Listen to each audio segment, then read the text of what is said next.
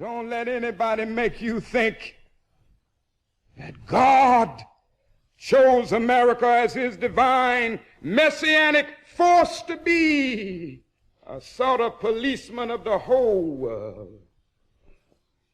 God has a way of standing before the nations with judgment, and it seems that I can hear God saying to America, "You're too arrogant. And if you don't change your ways, I will rise up and break the backbone of your power."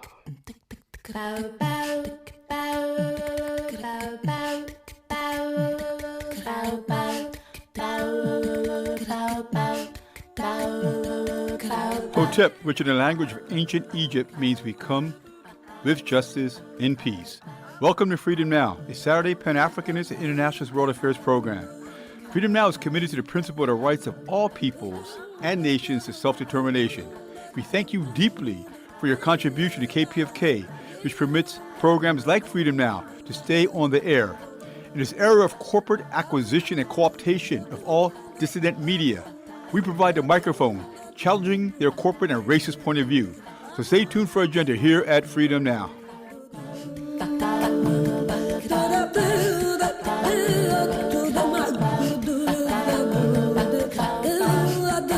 Fellas, I'm ready to get up and do my thing. I want to get into it, man, you know.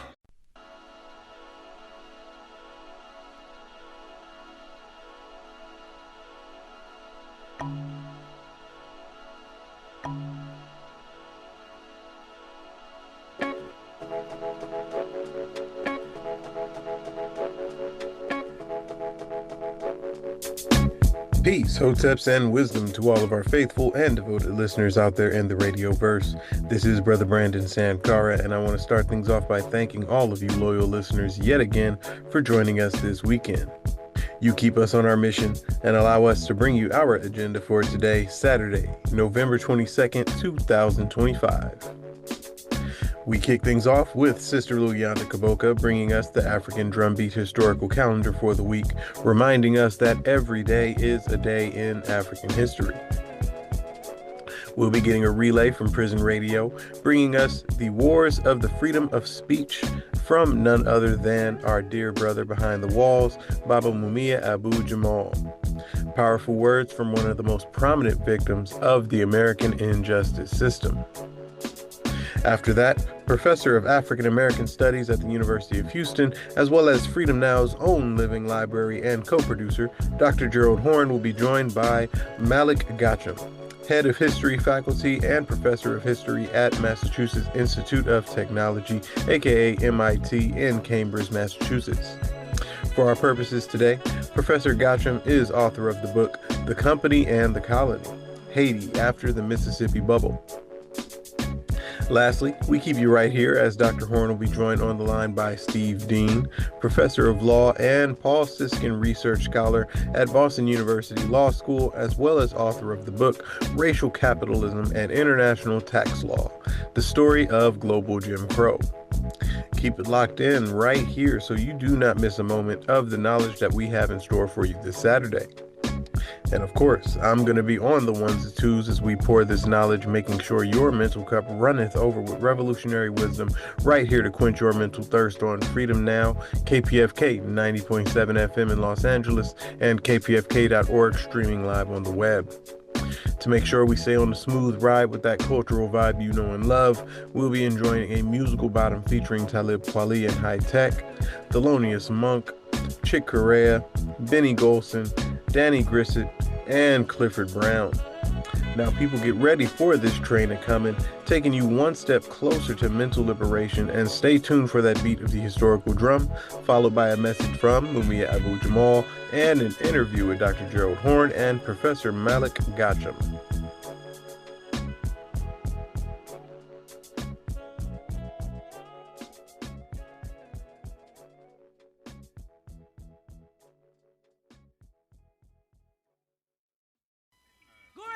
Blood clot, no.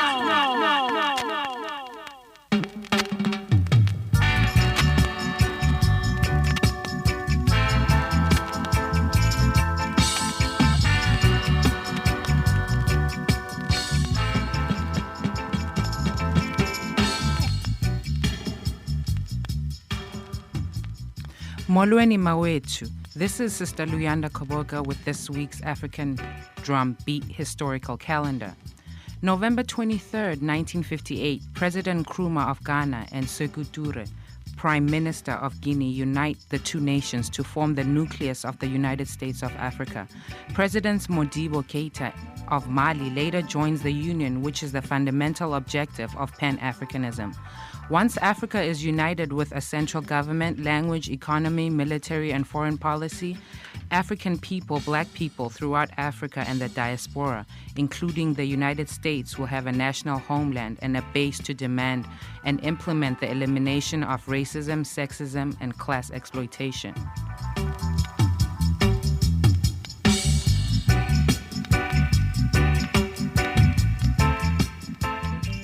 November 23rd, 1909, tens of thousands of workers, mostly women, no longer willing to accept meager wages and degrading working conditions, went on strike against the garment industry in New York City.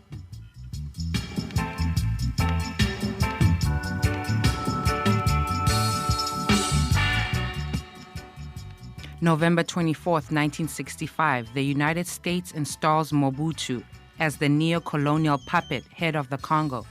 Patrice Lumumba, the democratically elected head of the Congo, was assassinated by a CIA-backed coup d'etat.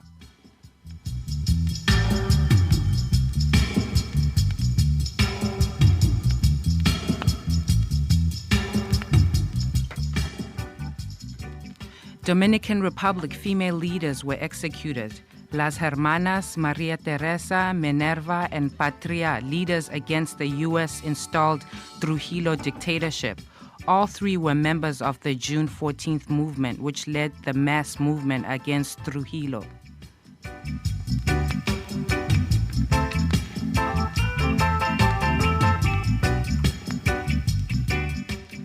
November 26, 1883, Sister Sojourner Truth, African abolitionist, human rights crusader, committed to ending class, racial, and gender oppression. In 1827, at the age of 30, she ran away from the slave plantation, dropped her slave name, Isabella Baumfree, and claimed her own name, Sojourner Truth, in response to what she described as a command from God to become a preacher and activist against slavery.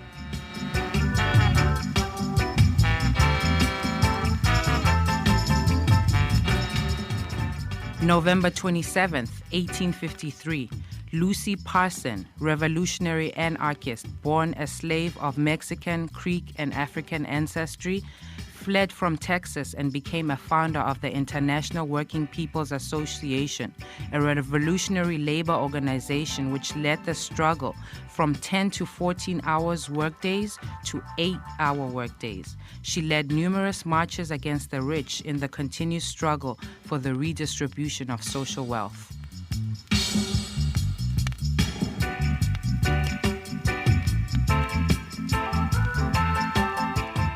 November 28, 1960, Mauritania of Africa becomes independent.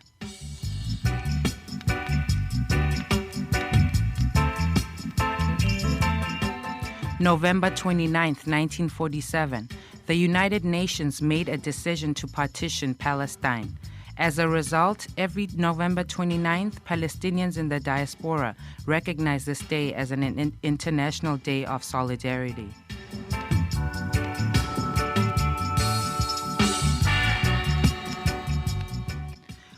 Let's close out this week's African drum beat calendar in the language of struggle of our people in South Africa.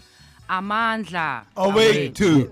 Amandla. Awaitu. Amandla. Awaitu. All This has been Sister Luyanda Koboka of Freedom Now.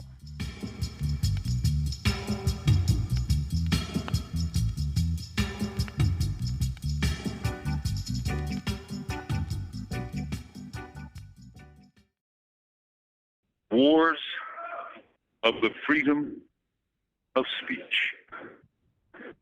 The U.S. gets kudos all around the world for its heralded First Amendment rights, including the right to freedom of speech. Does the record suggest that? Let's examine it.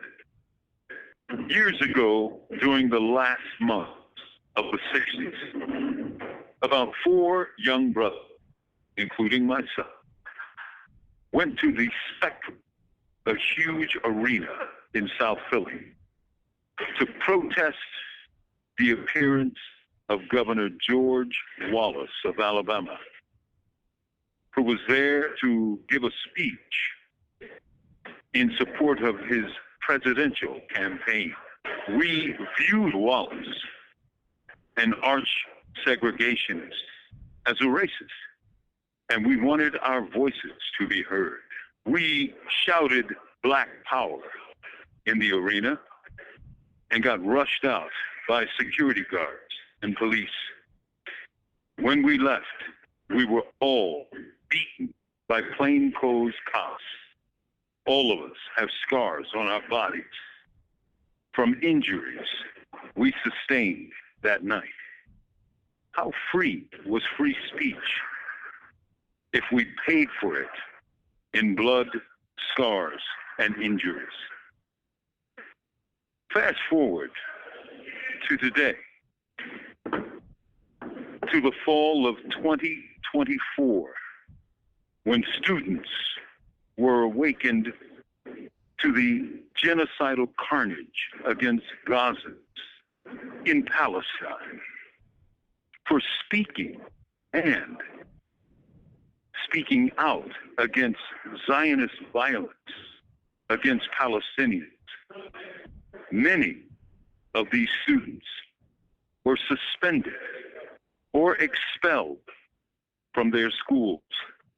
Some students had their job offers withdrawn. How free is free speech when students are expelled or their life careers are threatened? And let's look at this. Today, there were thousands and thousands of Latinos and Hispanics all across the country who are terrified of speaking their language, Spanish, in the streets of the United States for fear of being thrown into a car by men with masks and then thrown into a cell and then exported out of the country to God knows where. Does that sound like free speech to you? Free speech is a bourgeois promise that ignores more than it protects. And bourgeois promises make it real. Protect free speech with love, not fear. This is Mumia Abu Jamal. These commentaries are recorded by Prison Radio.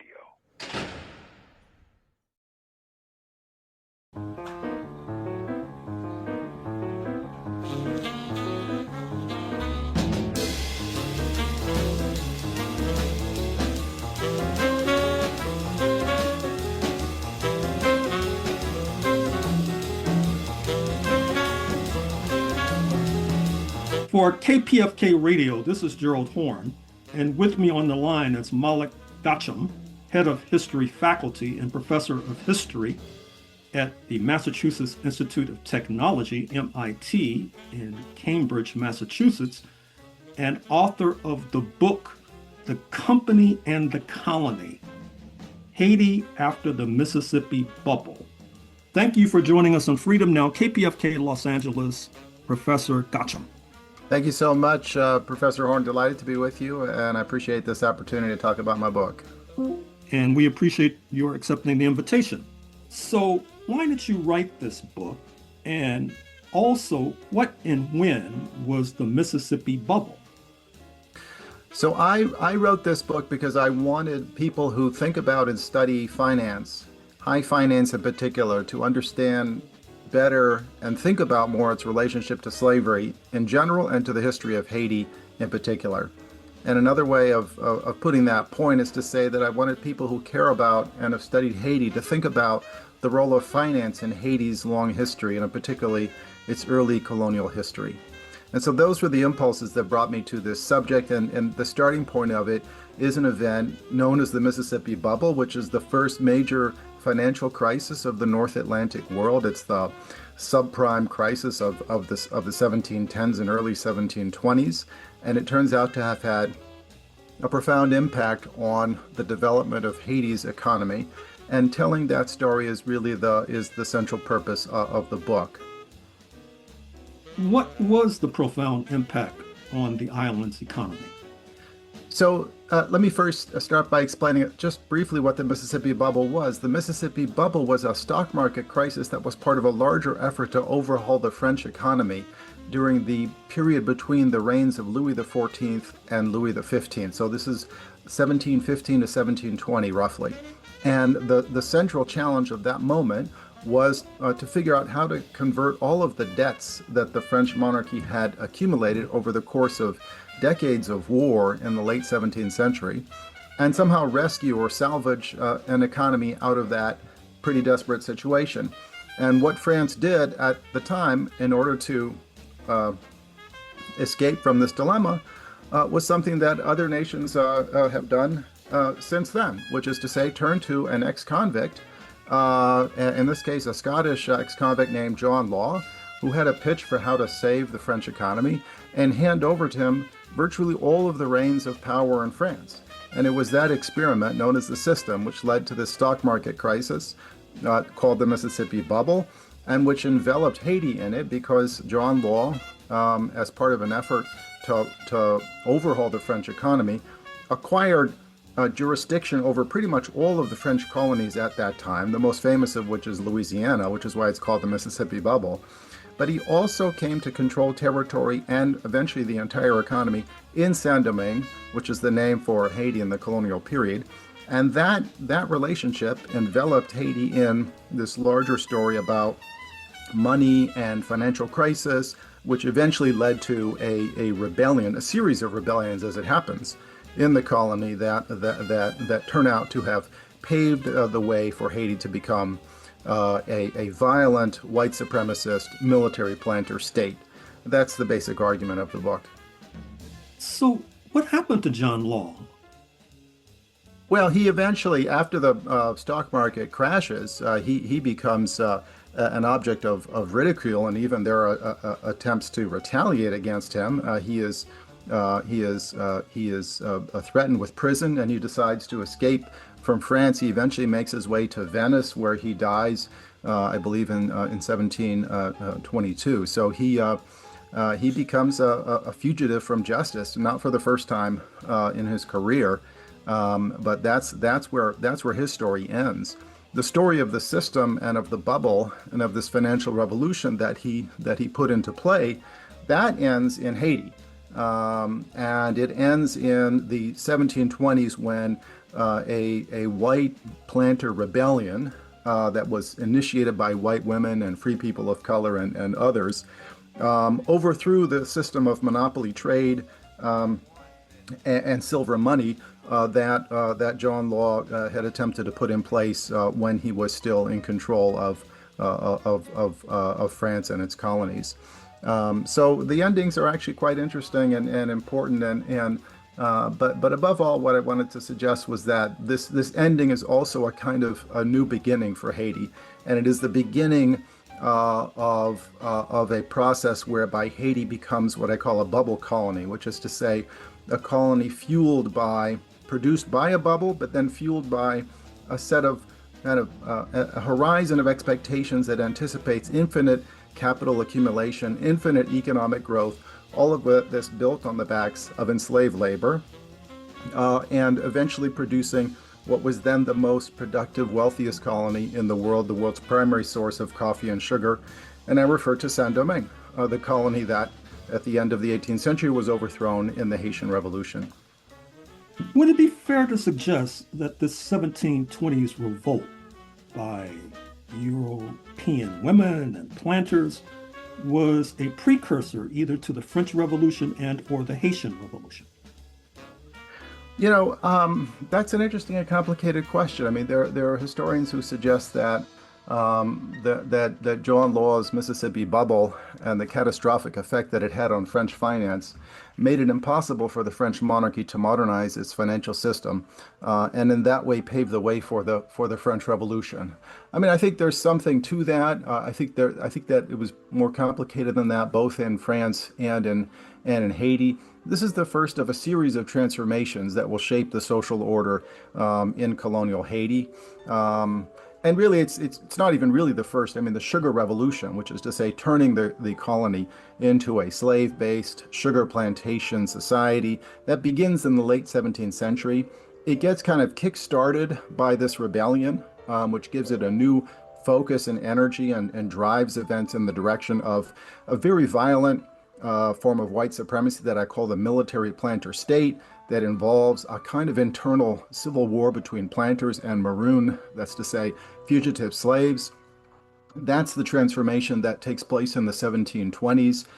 There is another major transformation at the end of the Seven Years' War in the social order in Saint-Domingue that brings about a system of racial segregation between whites and blacks that had never quite existed before.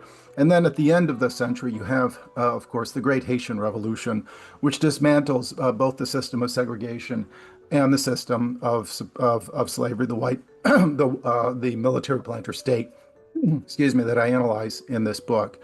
So there are a number of transformations. They all build on each other, and I think can't be understood without reference to the others.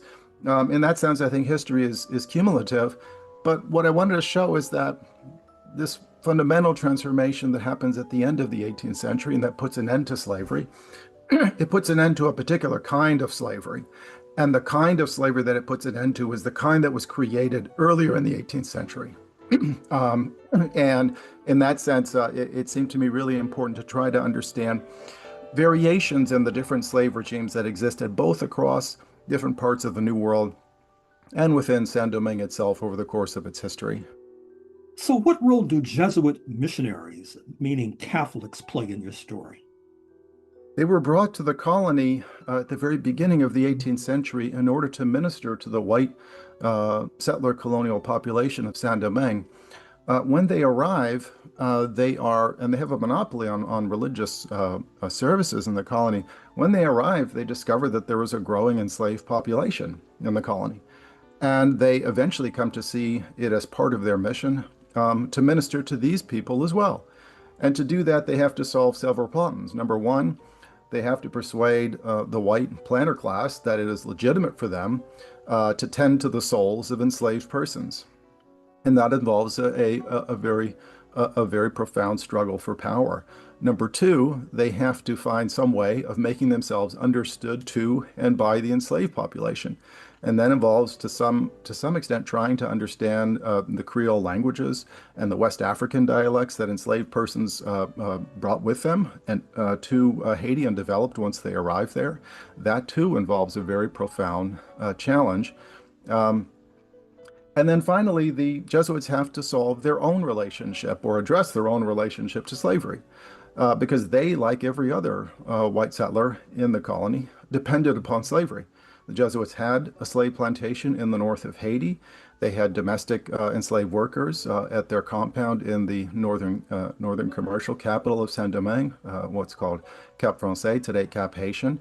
And so they have their own very complicated relationship to slavery. And all of these things are being addressed while this rebellion that I talk about involving finance and taxation and silver money and so on, all of these relationships and dilemmas are being worked out at the very same time. And the Jesuits are crucial intermediaries in all of those struggles.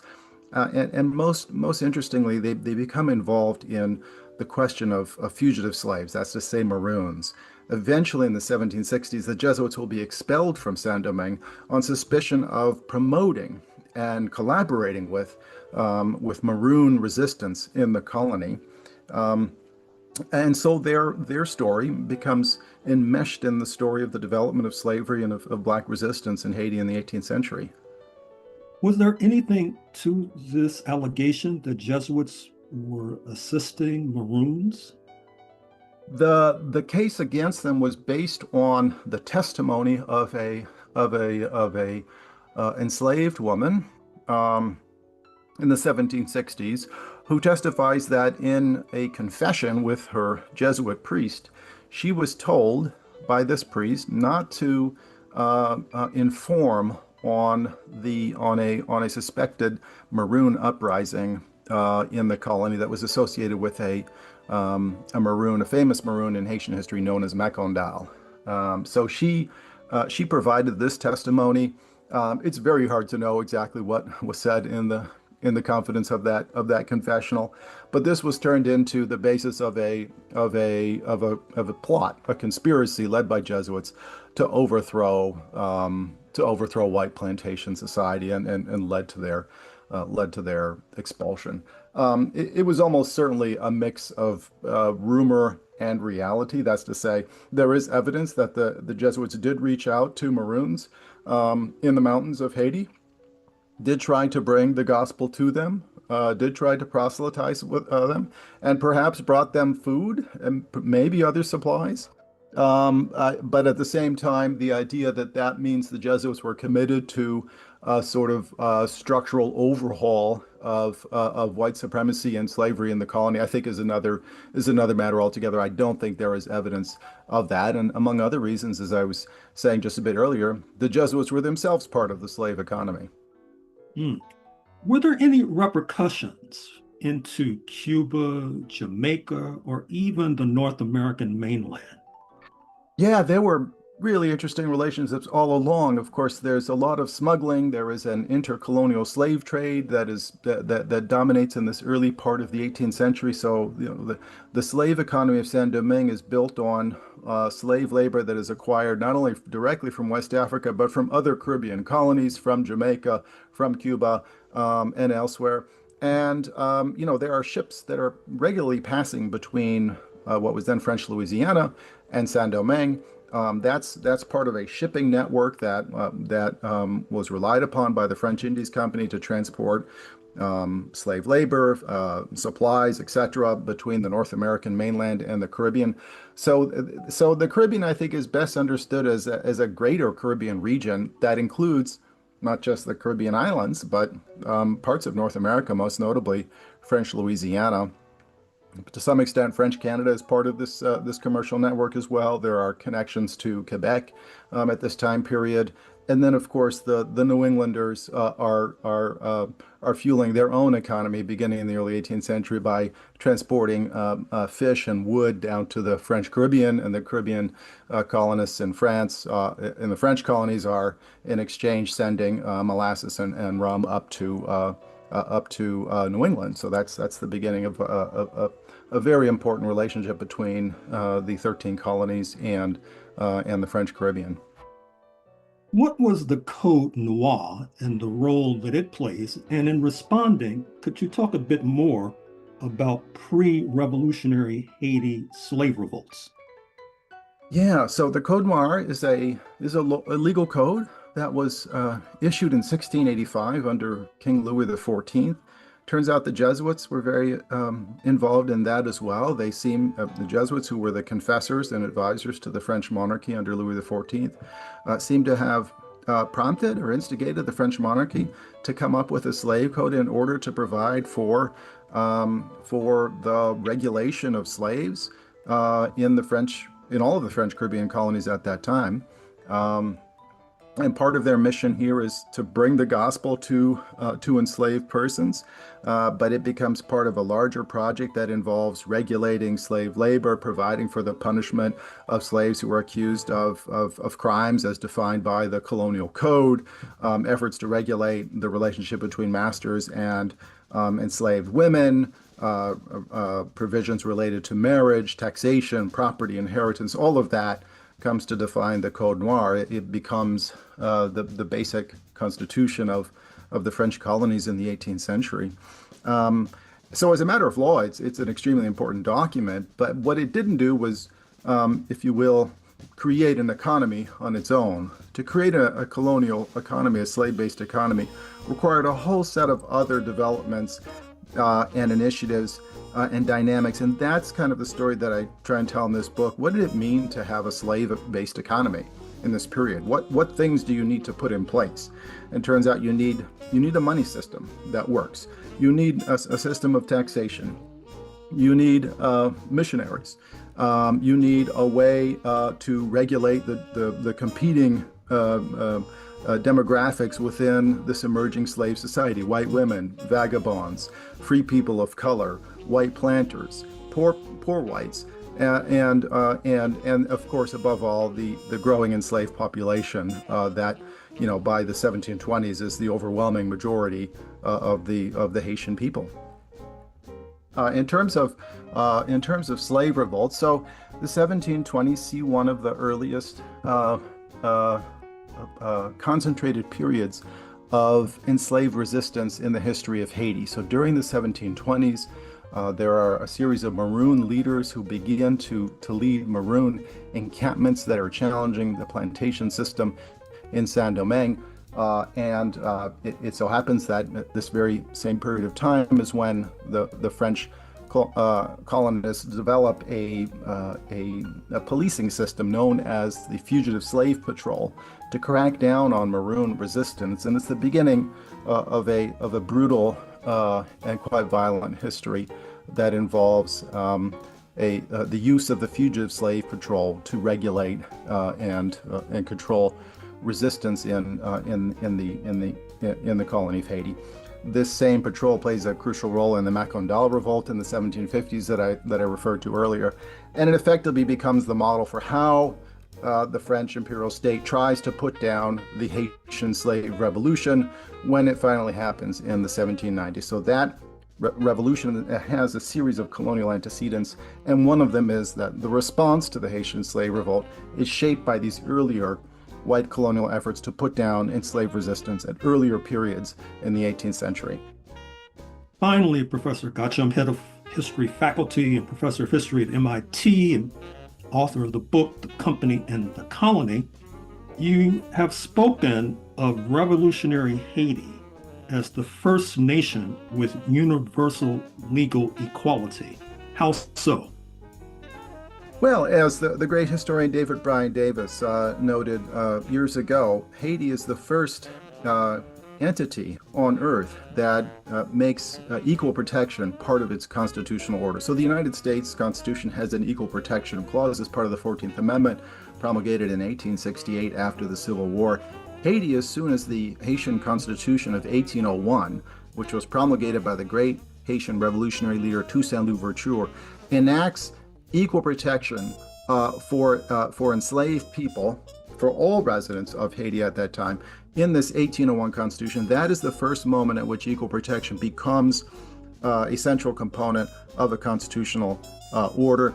It did not mean that Haiti became a democracy thereby. In fact, Haiti struggled for a very long time with the relationship between the authoritarian legacies of the slave regime and efforts to introduce democracy and equality. In some ways, it's still undergoing that same struggle to this day, in ways that I think are shaped by the deep history of slavery in Haiti going all the way back to this early 18th century period.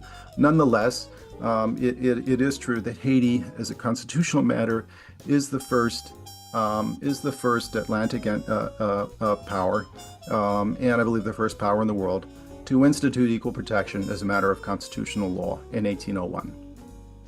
Well, Professor, I'm afraid we're going to have to leave it there, but thank you for joining us on Freedom Now, KPFK, Los Angeles. Thank you so much. It was a delight to be with you. Ditto.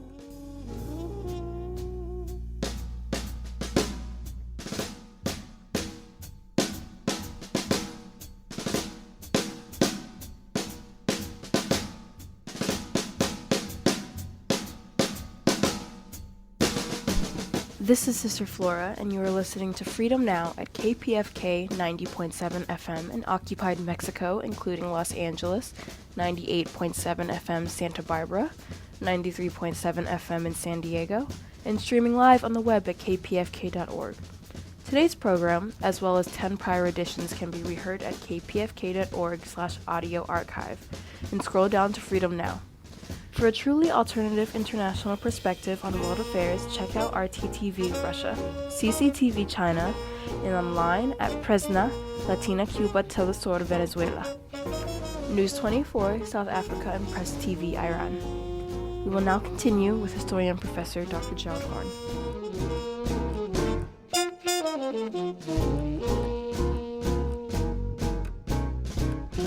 For KPFK Radio, this is Gerald Horne, and with me on the line is Steve Dean, Professor of Law and Paul Siskin Research Scholar at Boston University Law School, and author of the book Racial Capitalism and International Tax Law, The Story of Global Jim Crow. Thank you for joining us on Freedom Now, KPFK Radio Los Angeles, Steve Dean. Well, thank you so much for having me. It's a real honor to be here to discuss this. I'm excited. We're honored and excited to have you. So why did you write this book? So it's funny you should ask. This is not, in fact, the book that I intended to write. And in fact, when I sent the manuscript into Oxford, they seemed slightly off-put. The editor said, Steve, you didn't mention anything about race in your proposal. And it was true. I hadn't. That wasn't the story I thought I was telling. I thought I was telling a story about the conventional story of why we can't tax multinationals, which is that we have a system that was designed by experts under the auspices of the League of Nations 100 years ago, who just couldn't imagine the world we lived in. And it turns out that they actually did a great job of imagining the world we lived in. They just had different goals than I understood. When I tried to write the book that I told Oxford I was going to write, which was a story of just hubris of centuries ago experts, I realized it didn't make any sense. And one of the big challenges was explaining what hadn't happened. So the conventional story is that we had the system that we have now in place in the 1920s, but it became clear that we did not have it until the 1960s. There was very little of the current structure in place, although it was designed in the 1920s and 1960s. And the big challenge, the big question then became explaining why it was put in place when it was, why we had the structure that everybody knew was bad for the global South, why it was introduced not 100 years ago, but in the 1960s. And the book that I wrote turns out to have been explaining how we got the system and the anti-Black racism that helped inspire it. Could you elaborate on that latter concept, the anti-Black racism that helps to inspire it? Sure. So the system that was created in the 1920s, but not implemented until the 1960s, was one that was part of a whole series of instruments and legal mechanisms that were basically imperialism without the appearance of imperialism. They were control without the appearance of control, sort of lending sovereignty to what had been colonies, while sort of managing that sovereignty. So this system was put in place, and it was now it's acknowledged to be bad for poor countries for reasons I could elaborate, but are kind of technical. But in the 1920s and 30s and 40s and early 50s, we didn't do it, right? The US was one of the big players here, although it had a complicated relationship with the rest of the world. They didn't implement this system for a while. And it seems to me quite clear that one of the big drivers of the switch from not implementing the system to implementing it was the decolonization of Africa. There was what the historian Vanessa Ogle, Yale historian, described essentially as a racial panic when Africa was decolonized. Europeans, North Americans just truly believed this was not just a question of a shift in power. They saw a real threat to the economic order because they just did not think that these Africans could manage business in a meaningful way. So they thought there was a big problem on the way. They certainly feared that these former colonies were going to try to tax multinationals in order to pay for the schools and hospitals. That was really the whole point of decolonization. And they were right. That is exactly what these former colonies tried to do. And a combination of this racial panic, greed, sort of a parochial affinity to multinationals in the global North, flipped that switch. We went from a system that was very favorable to poor countries, which not coincidentally helped Europe rebuild after 2 world wars, to one that was very stingy with poor countries, which we implemented in the late 1950s and especially the 1960s. And what about the rise of global Jim Crow? What do you mean by that? I guess you've touched on it to a certain extent already. Sure. But perhaps you could elaborate and perhaps tell our audience what is the OECD. Sure. What we got with global Jim Crow and the rise of this organization called the Organization for Economic Cooperation and Development. It was initially called the Organization for Europe Economic Cooperation and was a Marshall Plan entity that was created by the United States to help with the redevelopment of Europe after World War II. And this was rebranded. So you add Canada and the US to the OEEC, and it becomes a global organization, the OECD. And this, with the help and support of the United States, became sort of supplanted the United Nations as the place where global tax policy was shaped.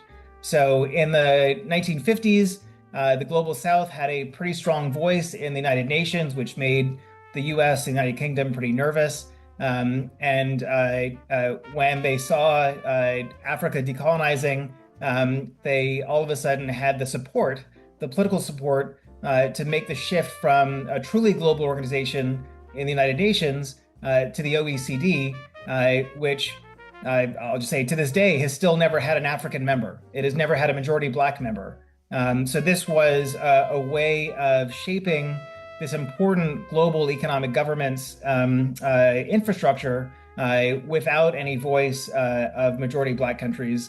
And again, because of this real fear that tax was a super complicated thing and you had to make sure it was in the right hands. So the term Jim Crow, it's a very American term. Americans, and I'll confess that I did not grow up in the US. I grew up in the Bahamas. So I did not grow up understanding what Jim Crow was. So it's a very American phenomenon. And it's a little bit strange to say global Jim Crow, because it seems almost like an oxymoron. But it's important to remember how important the United States was in the global economic sphere at this moment. The United States was dominant, and it really had an important role in shaping the way global economic governments would unfold. And at this moment, this was, of course, at a time when when the OECD was established in 1960, that was the year of Africa, when 17 former colonies became independent. This was a time when Jim Crow was still the law of the land of the United States. Discrimination, racial discrimination was still ubiquitous and totally legal. It was totally legal. And this was a moment when the US was exercising control over global economic governments. And essentially what it did was it just exported this system of Jim Crow into this global space.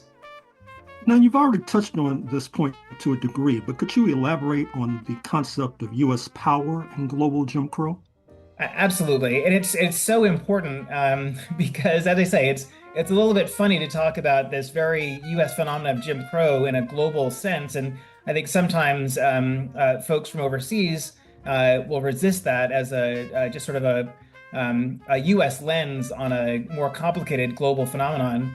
But it's important to remember that the U.S. Played a distinct and clear role in creating the OEEC, which became the OECD when the U.S. formally joined it. And really, you see global important figures in global tax that most of the world don't know, but the tax experts know, like Stanley Surrey, who was President Kennedy's chief tax advisor, also a professor at Harvard. He writes in his memoirs that he approved of the role of the OECD in global tax policy. So this was not something that was happening without the United States' knowledge or blessing. It was something they specifically blessed and approved of, and to a large extent encouraged. So there's a scholar who writes about tax, and this was about 20 years ago. She wrote this. She said, and I'm going to paraphrase now, that the United States sets the course. The OECD sort of creates a framework, and the rest of the world follows along. And that was a pattern that was established in 1960 with the creation of the OECD, and that's really been true to this day. What about contesting global Jim Crow. I assume that Africans were not passively accepting this regime. I take it that there must have been opposition within the United States itself. Is that fair to say? And what's so tragic, that maybe that's not the right word to use, but it's as close as I can come right now, about the story, is that the success of global Jim Crow was that nobody really noticed. It was the shift from the UN, where there was active contestation by the global South of this unfair system, and active efforts to make it more favorable to the global South, when events shifted to the OECD, where there, again, has never been an African member, never a majority Black member, there was just no visibility of the issue. So there was one of the most important efforts to decolonize the global economic space was in the 1970s, an effort called the New International Economic Order that was orchestrated through the United Nations. And this would have been an excellent time to reclaim some of the ways that global tax worked before global Jim Crow. And the real painful part, and it's making me a little emotional just thinking about it. In the New International Economic Order, when you look at the documents and the statements that were made in the UN in the 1970s, when this effort that ultimately failed, but was a really powerful effort, tax was never mentioned, right? It was never mentioned because it had been so completely ensconced in the OECD that it was not the UN's business anymore. So it was not contested at the global level. One of the first instances of contestation of global Jim Crow that I identified, and this was really delightfully with the help of an RA that I had once. I asked her to find one letter by the Congressional Black Caucus to the U.S. Treasury Secretary, and she actually found two letters, one that I had been unaware of because it had not been reported in the tax press. So there were two letters, one by a majority of the Congressional Black Caucus objecting to an OECD blacklist in 2000 that listed a few dozen brown and Black countries and blamed them. An OECD spokesman called them gangsters, the New York Times, which is just remarkable. This was something that was happening in 2000. And so the OECD objected, the Congressional Black Caucus objected and got Treasury Secretary O'Neill to turn the heat up on the OECD and pull the plug on the OECD's effort. But what I hadn't known until I saw the second letter that my RA found was that it was from a congressional delegate from the U.S. Virgin Islands. So the way this episode had been played in the tax press was that the Congressional Black Caucus had been duped into supporting something that the Heritage Foundation wanted to happen, and that they had been duped into supporting something not in line with their objective interests, because of course, why would they object to this effort to fight tax evasion? But what they objected to was that one of their members was being targeted for sanctions by this global body. And the U.S. Virgin Islands had done absolutely nothing wrong, but had found their way onto this blacklist, which I will note did not include Switzerland or Ireland. It just included these brown and Black countries. And this was the first real instance where you had the resistance from within the United States. And it was a really powerful moment and really did have a big impact on the future of this space. You also referred to Jim Crow's, or global Jim Crow's, Pyrrhic victory. What do you mean by that?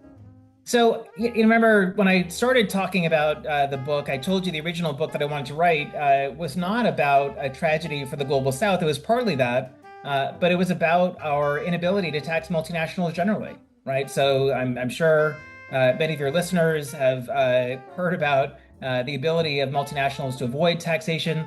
They may even heard of recent efforts to combat that, but it seems like a really hopeless effort.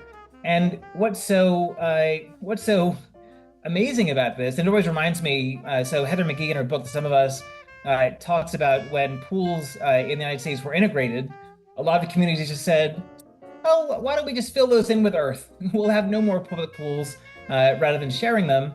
And that's really what I see happening in this space in the 1960s, where the global North essentially just gave up on taxing multinationals because they don't want to share. They'd rather nobody be able to tax multinationals rather than allow Africans to tax multinationals. And so global Jim Crow was good for the global North in a sense, but mostly good for its multinationals. I think that is something that a lot of people in the global North really would not be excited about. So it's a victory for the global North, but it's one that leaves the global North, without all the nice things that it might have otherwise had if it could have taxed multinationals itself. So, we don't have the pools either. One of your chapter titles is Beyond Global Jim Crow. What does that involve? So, I feel like in this book I'm saying a lot of pretty downbeat things, but there is a happy story happening in this space right now. A few years ago, the African group at the United Nations essentially gave up on the OECD and insisted that global tax return to the United Nations.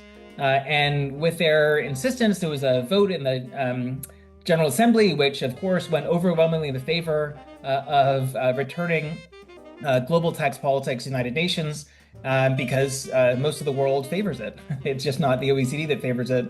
And so this process is now unfolding in the United Nations. And there's really some, the United Nations is not perfect. I'm not going to pretend that's true. But what's happening now is that there is a really a legitimate path forward beyond this global Jim Crow orchestrating of the global economic order, where we can tax multinationals. And so the United Nations may be part of a solution. And it's also possible that individual countries could abandon the global Jim Crow approach and even engage in reparations.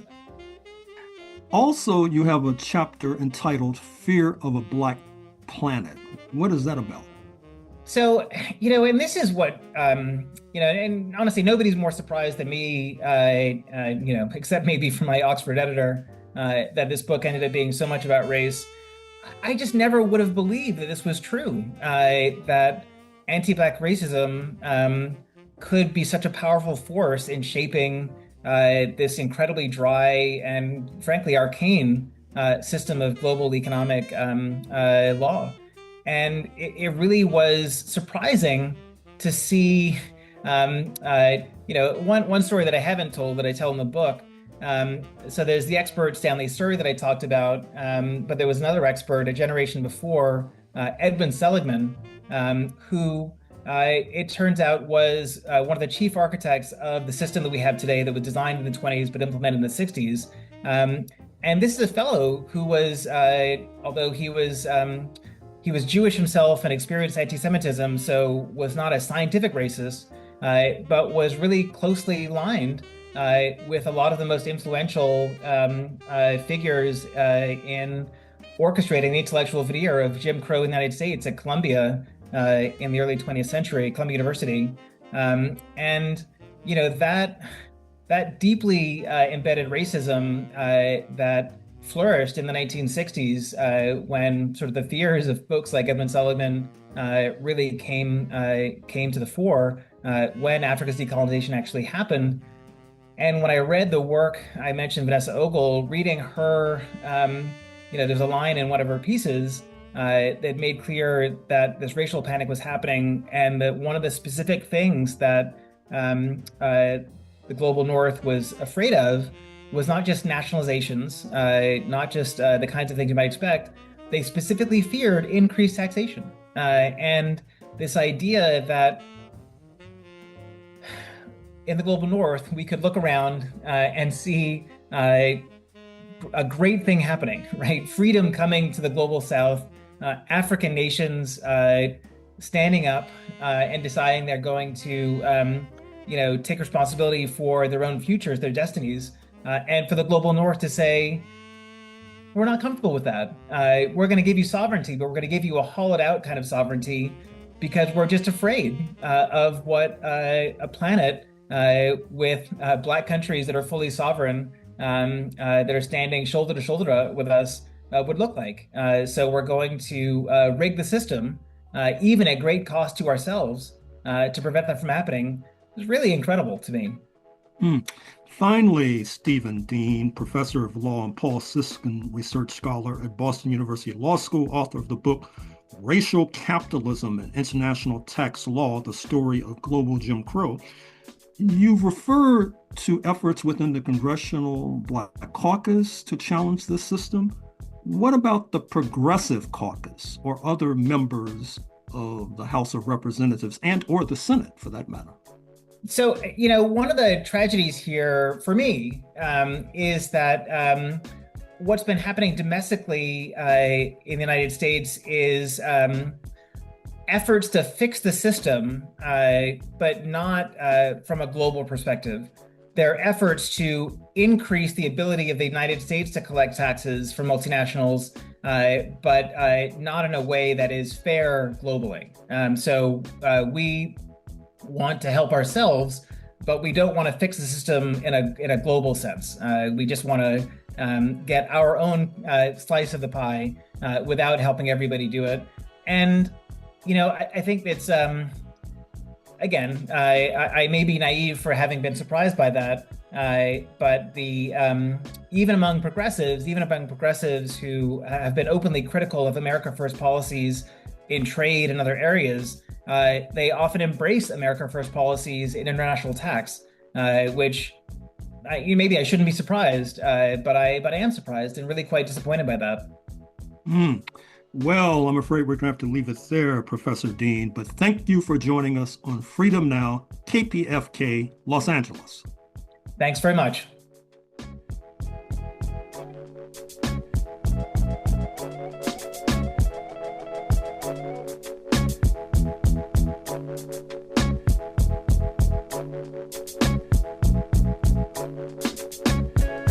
In closing, we'd like to thank our guests, starting with Professor Malick Ghachem, representing MIT, and his book, The Company and the Colony, Haiti After the Mississippi Bubble. Next, we thank Professor Steve Dean from Boston University Law School and author of the book, Racial Capitalism and International Tax Law, The Story of Global Jim Crow. Shout out to Dr. Gerald Horne for doing what he does best and guiding this train of mental liberation towards Pan-African enlightenment for yet another Saturday. Special thanks to Prison Radio and Mumia Abu Jamal. Word to producer Sister Tej. Special thanks to our sister Luyanda Kaboka on the African Drumbeat Historical Calendar, as well as to our spiritual backbone, Freedom Now founder and ancestor Babadidan Kamathi. Abundant thanks to our marvelous engineer, and last but certainly not least, thanks to all of our loyal listeners and supporters. It takes a village to build a revolution, and Freedom Now is a village to be reckoned with. This has been Brother Brandon Sankara, and you can join us on Facebook at Freedom Now Gerald Horne. You can email the program at freedomnow@kpfk.org, and that's not all. Go to kpfk.org, find the audio archives, scroll down to find Freedom Now, and you'll be able to hear this program as well as 60 days worth of prior programming here at KPFK 90.7 FM. With that, we send you off, and until next Saturday here at Freedom Now, we stand running our marathon, ready for revolution. We state these facts only to let you know that those of us who are revolutionary, Pan-Africanists, is not because we love revolution. It is historically determined, and we have no alternative but to follow history and to use history for the benefit of our people.